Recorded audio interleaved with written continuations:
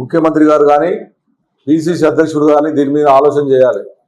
మీ కార్యకర్తలు చేస్తున్నటువంటి దుర్మార్గం వల్ల, నిన్న మీ కార్పొరేటర్ చేసినటువంటి దుర్మార్గం వల్ల నిన్న సర్దార్ అంటే నిండు ప్రాణం ఉన్న 30-40 సంవత్సరాల పిల్లగాడు, 2 ఆడపిల్లలు ఉన్నారు, దుంకి చనిపోయాడంటే ఏ రకంగా హైదరాబాద్ నగరంలో ఈ వస్తువులకు పాల్పడుతున్నటువంటిది కూడా ఒకసారి ఆలోచన చేయాలి. గతంలో మేము కేసీఆర్ ప్రభుత్వంలో 10 ఏళ్లలో ఎక్కడ కూడా ఎవరిని కూడా ఇబ్బంది పెట్టకుండా, చిన్నవాళ్ళ తెరువు పోకుండా 72 గజాల జాగా ఎవరైనా కట్టుకుంటే కూడా వాళ్ళకు రూపాయి పర్మిషన్లా ఇప్పించి వాళ్ళకి కట్టే విషయంగా ఆలోచన చేశాం.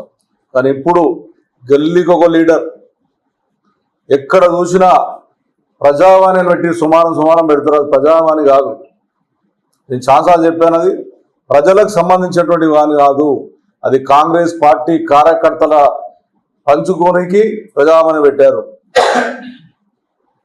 ఏదైతే ఈ రోజున ఆఫీసర్స్ కూడా మా కుక్కట్పల్లి కాన్స్టిట్యున్సీలో కానీ హైదరాబాద్